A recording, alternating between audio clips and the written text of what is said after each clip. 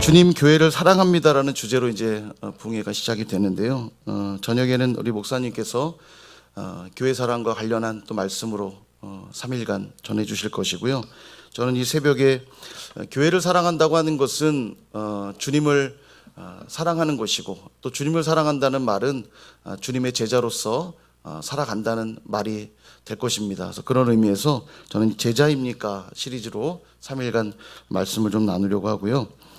교회가 말씀의 반석 위에 세워질 때 견고하게 설 수 있는 줄 믿습니다. 그래서 매 예배 때마다 주시는 이 말씀들 꼭 마음에 새기시고, 또 말씀에 따라 순종하여서 내 자신과 우리 선일교회 공동체를 말씀 위에 세워갈 수 있는 저와 여러분 되기를 주님의 이름으로 축원드립니다. 오늘 그 첫 시간 세미한 소리라는 제목으로 말씀을 나누려고 하는데요. 오늘의 이 본문의 이야기는 엘리야 선지자의 이야기입니다. 너무 잘 아시는 이야기이기 때문에 쉽게 이해를 할 것이라 생각이 드는데요. 당시 북이스라엘은 아합 왕과 이세벨의 시대였죠. 성경에서 말씀대로 잘 통치한 왕들은 다윗의 길로 행했다, 이렇게 성경에 칭찬을 하고요.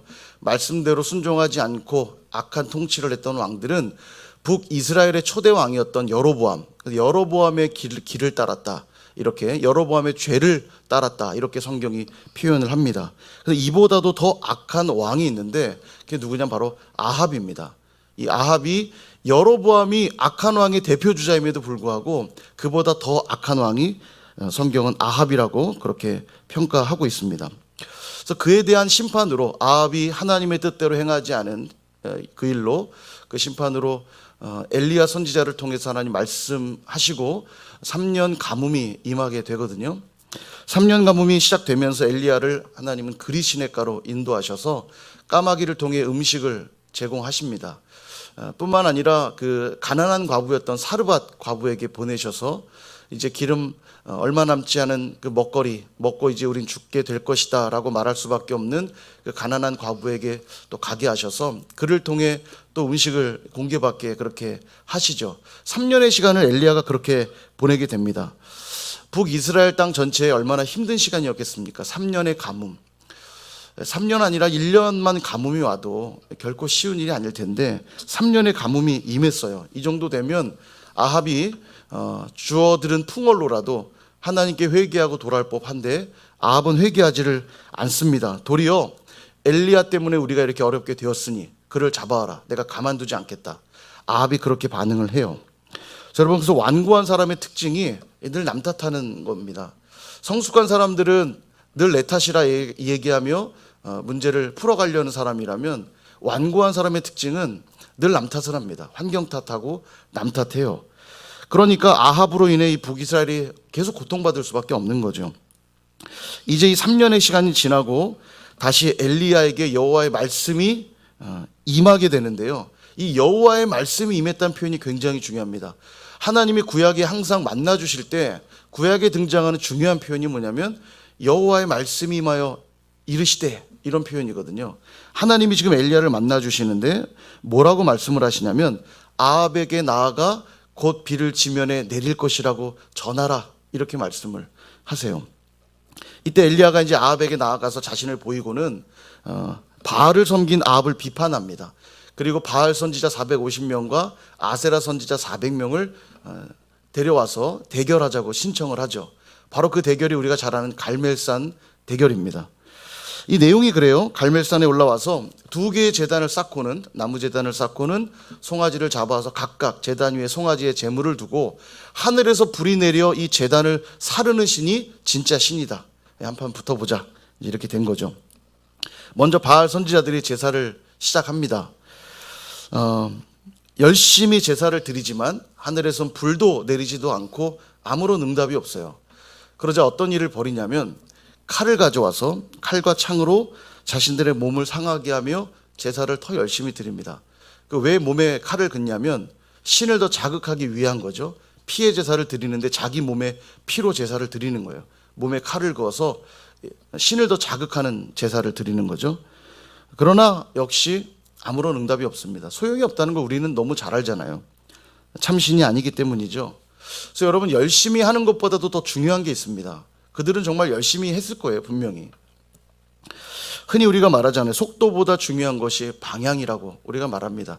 빨리 가지 않더라도 방향이 정확하면 목적지에 도달하는데 방향이 명확하지 않은 채로 속도만 낸다 그러면 방향이 잘못되면 잘못된 만큼 열심히 한 만큼 멀리 가는 겁니다. 잘못 가는 거죠. 열심히면 모든 게 다 그냥 용서되는 이런 문화가 묘하게 있거든요. 사람들에겐 열심이 특심이라고. 근데 열심보다 더 중요한 게 있다는 거예요. 방향이죠. 하나님 말씀에 우리가 바르게 서 있는가? 성령께서 정말 그것이 기뻐하시는 일인가? 이걸 늘 점검하지 않고 그냥 열심히만 한다면, 방향이 잘못되었다면 열심히 하는 만큼 우리는 더 큰 죄악 가운데로 나아갈 수밖에 없다는 것을 우리는 기억할 필요가 있습니다. 결국 이 거짓 선지자들 제사에는 불이 내리질 않아요. 이제 엘리야 차례가 되었습니다. 12지파를 상징하는 12돌로 제단을 쌓고 나무 제단을 쌓은 후 송아지 제물을 올려놓고 제사를 바로 드리지 않고 거기다가 물을 부어요. 주변에 또랑을 만든 다음에 물을 4통씩 3번을 붓습니다. 그래서 아주 촉촉히 적셔요. 제물도 적시고 제단도 적시고 주변 도랑에 그러니까 물이 고였겠죠. 그러니까 그 주변이 절대 건조할 수 없도록 만든 거예요. 이 말은 우연이라도 불을 붙을 가능성들을 완전히 차단해 버린 겁니다. 그러니까 불이 붙으면 하나님이 하셔야만 붙는 거지 우연히 붙을 수 있는 가능성은 없다는 겁니다. 그렇게 물을 가득 부어요. 그리고 하나님께 기도를 드리자마자 어떤 일이 벌어지냐면 하늘에서 불이 내려서 번제도 태우고 또 물도 태우고 나무도 태우고 돌도 흙도 도랑의 물까지 완전히 다 태워버리는 엄청난 기적이 일어나게 되면서 승리를 하게 됩니다. 그리고는 끝나지 않고 엘리야가 이 바알 선지자를 다 잡아다가 기손 시내로 데려가 싹 죽여요. 이게 좀 독특한 장면입니다. 이따 설명을 드릴게요. 싹 죽입니다. 그리고 이제 이후에 하나님 말씀하신 대로 엘리야가 사환을 데리고 올라가서 7번의 기도로 이제 비가 내리게 되거든요. 통쾌하시죠? 이쯤 되면 하나님의 진정한 승리가 임했음을 우리가 느끼게 됩니다. 그런데 우리가 알다시피 이제 이 일로 아합의 부인이었던 악한 여왕 악한 왕비였던 이세벨이 항복하는 게 아니라 도리어 우리 선지자들을 죽여? 안 되겠다. 내가 엘리야를 가만두지 않겠다. 그를 반드시 죽이겠다. 다짐을 해요. 아합과 이세벨이 참 완고하다는 생각을 하게 돼요. 이 정도의 현상을 보고도 포기하지 않죠. 근데 더 놀라운 건 이게 더 놀라워요. 아합과 이세벨은 악하니까 그런다 싶지만 이 소식을 들은 엘리야가 절망합니다. 로뎀나무 아래서 내 생명을 거두어 달라며 절망과 탄식을 해요. 이게 좀 이상하지 않습니까? 하늘에서 불도 내리게 한 이 위대한 선지자가 왜 이세벨의 그 한마디에 낙심하고 있는가? 이게 오히려 이상한 대목이에요. 이제 천사가 숯불에 구운 떡과 물을 가져다가 그를 위로하고 먹여주십니다. 그리고 그를 데리고 어디로 가냐면 하나님의 산 호렙으로 데려가요.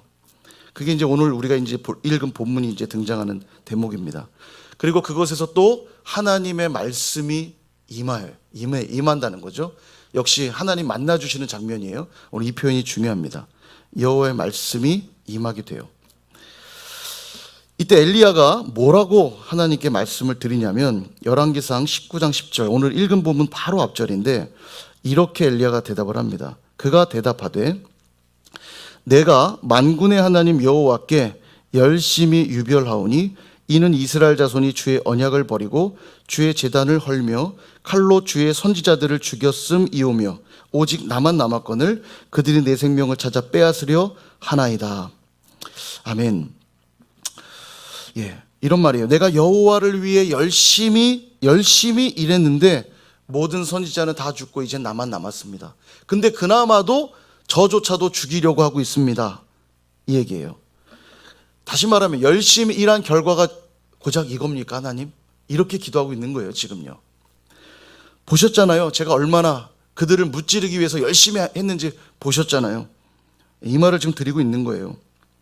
어쩌면 엘리야는 갈멜산의 기적을 통해 아합과 이세벨이 항복하게 되기를 기대했는지도 모르겠습니다. 근데 항복하지 않고 도리어 자기를 죽이겠다 나오니까 절망한 거겠죠. 이때 하나님이 이제 말씀하시는 거예요. 11절에 보니까 여호와의 산 앞에 서라. 이렇게 말씀하시고 어떤 현상들과 함께 여호와께서 지나가세요. 자, 어떤 현상이 나타나냐면 먼저 크고 강한 바람을 보여주세요. 그냥 우리가 이해할 정도의 바람이 아닐 겁니다. 아주 강력한, 정말 이거는 사람이 쉽게 볼 수 없는 강한 바람이 나타났을 텐데 여호와께서 거기 계시지 않는 거예요. 그리고 나서 지진이 또 있습니다. 이 지진도요, 우리가 여러분 지진을 경험해 보신 분들이 계실지 모르겠지만 지진이 오면 그 공포심이 대단하거든요. 저도 아주 큰 지진은 아니지만 미세한 지진을 느껴본 경험이 있는데 이렇게 그 북경에 있을 때 사천성 지진이 일어났을 때 북경까지 진동이 왔었거든요. 근데 집안에 이렇게 그 등이, 저는 바람이 불어서 흔들리는 등이 막 왔다 갔다 하길래 창문을 봤더니 창문도 닫혀 있고 열린 문이 없는데 등이 왔다 갔다 하는 거예요. 어질어질하면서. 제가 17층에 살았거든요. 야, 이거 뭔가 느낌이 이상하다. 그리고 막 뛰쳐나갔더니 사람들이 다 밖에 나와 있더라고요. 다 느낀 거죠. 근데 그 공포심이, 야, 이러다 큰일 나겠구나 하는. 실제 이제 지진을 경험해 본 분들 얘기 들어보면 그 공포심이 대단하다고 하는데 엘리야 앞에도 지진이 나타난 거예요. 근데 지진에도 하나님이 계시질 않는 겁니다. 그리고 이후에 또 불이 있습니다. 이 불도 어마어마한 불이었을 거예요. 근데 이 불 가운데도 여호와께서 계시질 않는 거예요. 지금 여러분 보셨던 강한 바람, 지진, 불, 이런 것들은 하나님이 심판하실 때 사용하는 현상들이에요. 예전에 뭐 고라의 반역 때도 지진을 통해서 그들을 다 삼켜버리잖아요. 지진, 불, 바람, 이런 것들은 하나님의 전능하심을 드러내는, 특별히 심판의 때에 사용하는 현상들입니다. 그러니까 이거야말로 하나님이 계셔야 되는 가장 확실한 표식들인데 하나님이 거기에 계시지 않는 모습들을 보여주고 있는 거예요, 엘리야에게. 그리고 나서는 세미한 소리가 있었다, 이렇게 표현해요. 스몰 보이스입니다. 스몰 보이스, 세미한 소리. 그러니까 어떤 거냐면, 가만히 있어봐, 잠깐만 조용히 해봐. 이 상태에서 누군가 말하는 거 한번 제 얘기 들어보실래요? 여러분 들리세요? 예. 왜 들리냐면 귀를 기울였기 때문에 들리는 거예요. 세미한 소리가 그런 소리입니다. 귀를 쫑긋 세우고 기울여야만 들리는, 그러니까 다른 소리랑 섞이면 전혀 들리지 않는 그런 작은 소리, 그 세미한 소리가 있었던 거예요. 세미한 소리가 있었는데 하나님이 그 세미한 소리 가운데 계신 거예요. 엘리야가 지금 그걸 보고 있는 겁니다. 여러분, 이 장면이 또 조금 이상해요. 하나님이 지금 그를 만나주고 계신다는 것은 여호와의 말씀이 임하고 있는 거잖아요. 하나님이 지금 만나주고 계시다는 것은 앞선 너의 그런 모든 상황 속엔 내가 너와 함께 있지 않았다라는 걸 반대적으로 지금 보여주고 있는 것이라는 겁니다. 엘리야가 그랬잖아요. 여호와께 열심히 유별하오니, 내가 정말 주님을 위해 열심히 섬겼잖아요. 내가 정말로 하나님의 이름을 걸고 싸웠잖아요. 이렇게 열심히 섬긴 걸 말씀드렸는데 지금 하나님의 대답은 뭐냐면, 바람을 보았느냐? 지진을 보았느냐? 불을 보았느냐? 역시 불은 하늘에서 내린 불도 포함되었겠죠. 바람, 지진, 불 봤잖아. 근데 거기 내가 있더냐? 나 거기 없어. 이렇게 지금 말씀하고 있는 거예요. 여러분, 갈멜산의 대결은 정말 놀라운 하나님의 승리입니다. 분명해요. 이것은 사실이에요. 근데 이세벨은 전혀 놀라지도 않고요, 너무 당당하게 복수하겠다고 반응을 보입니다. 싸움 좀 한다는 사람들이요, 내가 소시적에 17대 1로 싸웠지만 내가 끄떡없었어 막 이러잖아요. 예, 보통 싸움 아니잖아요. 17대 1. 근데 지금 이 엘리야는 17대 1 정도가 아니라요, 850대 1로 이겼거든요. 그건 괜찮은 거 아닙니까? 대단한 사람 아닙니까? 그죠? 이쯤 되면 하나님이 정말 살아계신다고 항복하고 엘리야 앞에 탁 나와서 두 손 두 발 들어야 될 것 같은데, 더 기세가 등등해서 내가 너 가만히 안 둘 거야, 그러고 있는 거죠. 이세벨이 완악해 여서도 그렇지만 이거는 당시 이방 종교의 특성들을 조금 알 필요가 있습니다. 종교끼리 싸움이 붙으면요, 당시에 특별한 이적을 보여주면서 자신의 종교의 정당성을 증명하는 이런 다툼들이 있었다고 그래요. 그리고 거기서 특별한 이적이 나타나 승리하는 쪽에서 패배한 쪽의 사람들을 잡아 죽이는 이런 이방 종교의 문화들이 있었다는 거죠. 이걸 알만한 게 성경에 있는데, 그게 뭐냐면 모세가 출애굽을 위해서 바로를 찾아가잖아요. 그리고 하나님이 말씀하신 대로 지팡이를 가지고 뱀이 되는 기적을 바로에게 보여줍니다. 그러자 바로의 반응이 뭐냐면 이게 특별한 일이잖아요. 지팡이가 뱀이 되는 거 아무나 하는 거 아니잖아요. 근데 그 모습을 보자마자 바로가 뭐라 그러냐면 야, 술사들 데려와. 너희들도 해. 그러니까 그들도 보여줘요. 뱀이 되는 기적을. 이 장면이 이제 당시에 그 이방 종교의 과거로부터 올라오던 이런 문화들을 볼 수 있는 대목인데, 특별한 이적을 보여주면 역시 또 특별한 이적으로 그 대결을 하는 구도거든요. 그리고 거기에 지면은 이제 상대를 죽이고 승리를 누리는 거죠. 근데 알다시피 그 일에도 바로는 이세벨처럼 쉽게 항복을 안 하잖아요. 바로를 끝까지 물고 늘어지면서 너희들 가만히 안 둘 거야. 어딜 가긴 어딜 가. 너희들은 내 백성이야. 꼼짝 말고 있어. 그러거든요. 비슷해요. 지금 이세벨과 상황이. 힘의 논리, 바로 이것이 세상의 논리입니다. 힘의 논리. 특별한 이적을 보여주고 거기서 승리하면 상대를 제압하고 그들을 죽이는 이런 모습들이 세상의 문화입니다. 이방 종교가 보여줬던 문화가 바로 세상의 문화예요. 힘으로 이기려고 하면 더 큰 힘으로 그들을 누르려고 하는 게 바로 세상 문화죠. 사랑하는 여러분, 이 기독교는요, 십자가의 종교입니다. 누가 뭐래도 십자가의 종교예요. 제자가 된다는 것, 주님의 뒤를 따른다는 것은 주님이 십자가를 지셨던 것처럼 나도 주님을 따라 십자가를 지겠다는 고백을 하는 자들이라는 겁니다. 그게 제자됨의 고백이에요. 이게 제자도의 핵심입니다. 복음은 지금까지 단 한 번도 힘의 논리로 전파된 적이 없어요. 낮아지고 죽어지는 이 십자가의 원리로 늘 복음은 전파되어 왔습니다. 힘의 논리로 나갔던 중세시대가 기독교의 가장 큰 암흑기였다는 것, 우리가 좀 기억할 필요가 있다는 거죠. 오늘날도 교회가 힘을 가지려고 할 때가 많이 있습니다. 더 많이 가지고 더 높이 올라가면 복음이 전파될 거라고 하는 이런 세상 논리를 가지고 접근하는 교회들이 있어요. 그러나 다시 한번 강조하지만 복음은 단 한 번도 힘의 논리로 전파된 적이 없습니다. 그랬다면 왜 주님이 십자가 지셨겠어요? 십자가 지는 것보다 12군단도 더 되는 천사를 동원해서 로마의 군단을 다 쓸어버리고 승리를 누리시는 것이 맞죠. 내가 12군단도 더 되는 천사를 부를 수 있는 것을 너희들이 알지 못하느냐? 그러나 주님이 그걸 선택하지 않았고 기꺼이 십자가로 죽어지는 자리로 나아갔다는 것이 바로 기독교의 모습을 잘 보여주고 있는 겁니다. 여러분, 불이 내린 것은 하나님의 응답하심은 분명합니다. 하나님의 역사가 분명해요. 우연히 일어날 수 있는 일은 분명히 아닙니다. 근데 그 방식만큼은 하나님의 방식이 아니었다는 거예요. 그걸 볼 수 있는 대목이 있는데 열왕기상 18장 1절을 보시면 이렇게 하나님 말씀하세요. 많은 날이 지나고 제3년에, 기근이 지난 시간을 말합니다. 기근이 다 지나고 3년 후에 여호와의 말씀이 엘리야에게 임하여 이르시되 너는 가서 아합에게 보이라. 내가 비를 지면에 내리리라. 이렇게 말씀하세요. 아합에게 가서 비를 내릴 것이라 전해라. 이렇게 하나님 말씀하셨거든요. 여기에는 갈멜산 전투와 관련한 언급은 전혀 없어요. 비를 내리겠다는 사실만으로 아합에게는 복음이고요. 그 복음을 드러내므로 하나님의 하나님 되심을 드러내는 역할이 엘리야에게 주어진 겁니다. 이게 뭐와 비슷하냐면 전에 이제 그 순종에 대한 금요 설교 때도 말씀드렸지만 민수기 20장에 가면 출애굽 40년 차에 백성들이 물이 없다고 불평하죠. 그러니까 하나님이 모세에게 반석을 명하여 물을 내라. 그들이 물을 먹도록 해줘라. 이렇게 말씀하는데 모세가 화가 난 거예요. 야, 40년간 그 정도 훈련 받았으면 야, 이제 좀 불평도 그만할 때쯤 되지 않았냐. 여전히 물 없다고 불평하는 모습이 처음 출애굽할 때와 다르지 않은 그들의 모습을 보며 답답했던 거죠. 그러니까 화를 내면서 반석을 2번 내리쳐요. 그리고 반석에서 물이 나요. 백성들이 물을 잘 먹었습니다. 그러나 그가 온전히 순종하지 않은 일로 하나님이 모세를 책망하시죠. 너는 이 일로 내 거룩함을 드러내지 아니한 거로 가나안 땅에 들어갈 수 없을 것이다. 이렇게 말씀하세요. 이 상황과 비슷한 거예요. 물이 난 것은 분명 하나님의 기적이 맞습니다. 그리고 그것으로 백성들이 물을 공급받았어요. 이거 우연히 벌어진 것도 아니고 모세의 능력도 아닙니다. 하나님의 일하심이 맞거든요.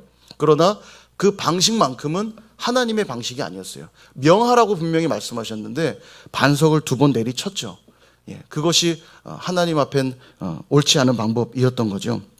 결국 모세는 이 일로 약속의 땅에 들어가지 못하게 되는데 하나님은 하나님 말씀에 순종하는 방식으로 일하십니다. 그것을 기뻐하세요.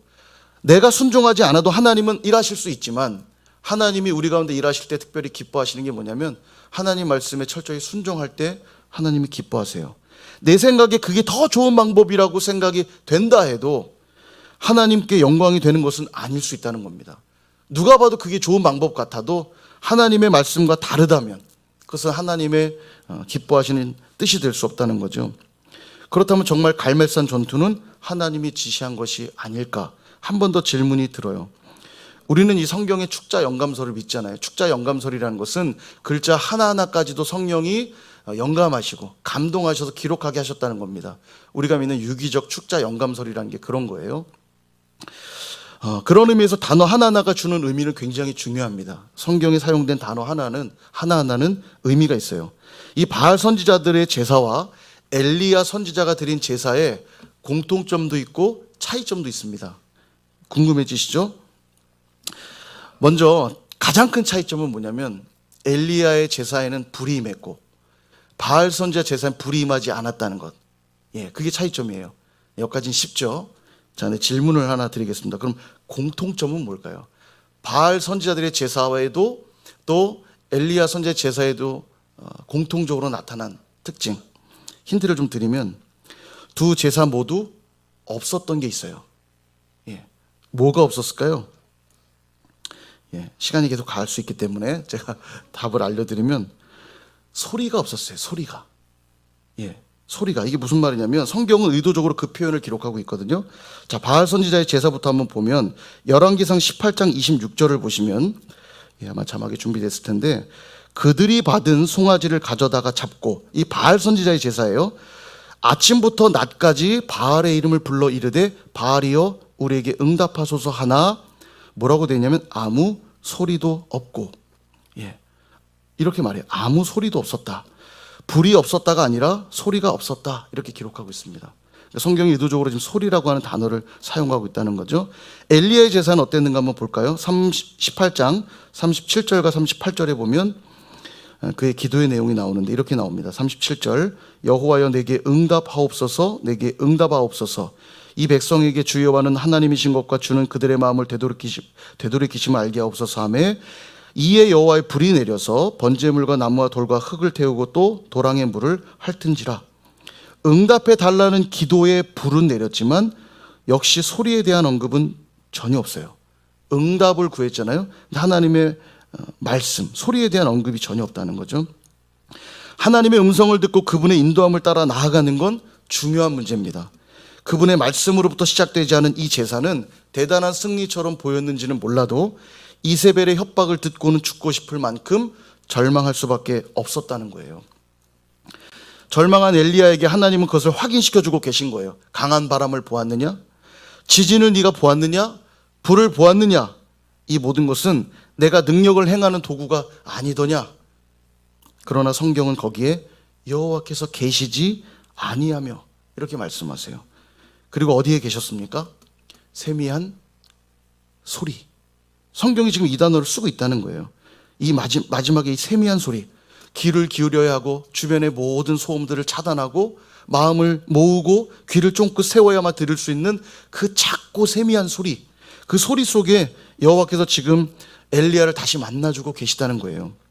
만나주시기만 하는 게 아니라 그 세미한 소리를 통해 이제 어떤 말씀을 주시냐면 다시 한번 사명을 그에게 부여해 주고 계세요. 이게 바로 하나님의 방식입니다. 더 많이 가지고 더 높이 올라가는 방식이 아니라 철저하게 엎드려서 하나님의 그 세미한 소리를 듣고 순종하는 방식으로 하나님이 일하신다는 거예요.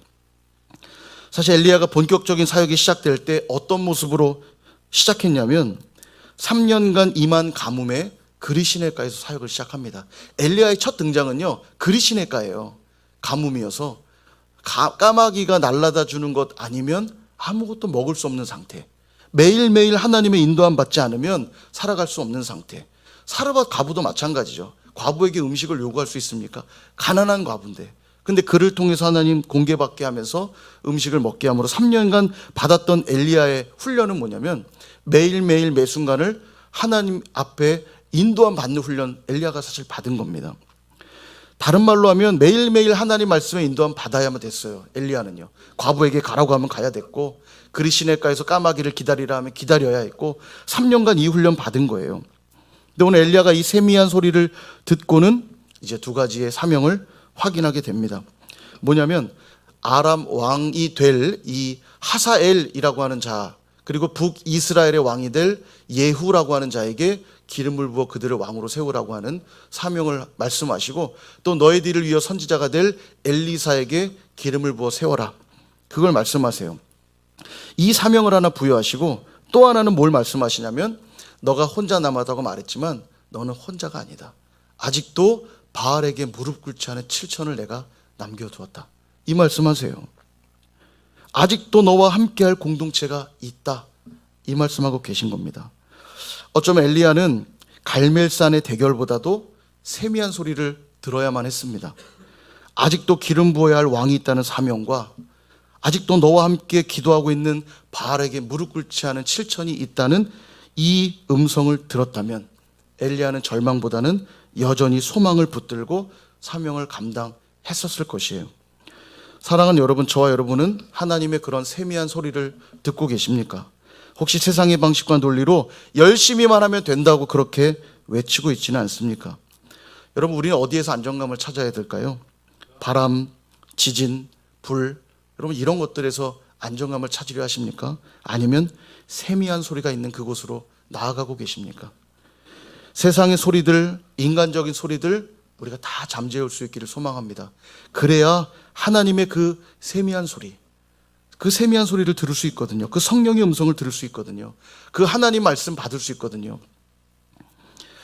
그럴 때 선일교회가 지난 36년간 인도함 받은 것보다 우리가 더 놀라운 사명을 감당하게 될 줄로 믿습니다. 지금도 우리가 그 세미한 소리를 들을 수만 있다면 오늘 엘리야에게 주고 계신 것처럼 아직도 우리가 기름 부어 세워야 될 자들이 누구인지 알게 하실 거고, 아직도 우리와 함께 기도하며 하나님의 나라를 세워갈 세상에 무릎 꿇지 않은 7천을 남겨두었다는 소리를 듣게 될 것이에요. 우리가 그런 공동체가 되어야 될 것이고, 또 그런 여전히 세상에 무릎 꿇지 않은 7천의 용사들을 함께 불러 모아 이 땅을 하나님의 나라로 변화시켜 가는 사명을 감당해야 되는 것이 우리 선일교회의 사명인 줄 믿습니다. 저와 여러분, 또 선일교회가 제자로 부름받았다는 이 사실을 여러분 늘 잊지 마시기를 바랍니다. 제자가 가는 길은 무슨 길이죠? 십자가의 길입니다. 십자가의 길이에요. 다른 길 찾으시면 절대 안 돼요. 하나님 말씀을 들을 수 있도록 내 안에 있는 그 완고함, 교만함, 돌같이 딱딱해진 그 마음들 여러분 다 제거하시고, 상황들 핑계하지 마시고, 사람들 핑계하지 마시고, 아합과 이세벨처럼 쟤 때문이고 이 상황 때문이라 말하는 것이 아니고, 하나님 앞에 겸손하게 여전히 내 안에 하나님께 굴복하지 않는 완고함과 교만함과 이 돌같은 마음들 다 제거하시고, 부드럽고 겸손한 그 마음으로 오늘도 세미하게 들려오는 그 말씀을 듣고 그 말씀에 순종하는 십자가의 길로 나아갈 때, 내가 죽어야 들리거든요. 여전히 내 안에 많은 자아의 소리들이 들려올 때 하나님 음성이 들리지가 않습니다. 철저하게 내가 죽어지는 그 십자가의 길로 나아갈 때 우린 세미한 소리를 듣게 될 것이고, 그럴 때 우리의 가정, 또 우리의 일터, 또 우리의 학교, 또 우리의 이 선일교회, 또 이 나라와 이 민족이 하나님의 나라로 변화되는 놀라운 기적을 경험하게 될 줄로 믿습니다. 그렇게 살아가는, 그렇게 참된 제자로 살아가는 저와 여러분 모두가 되시기를 주님의 이름으로 축원드립니다.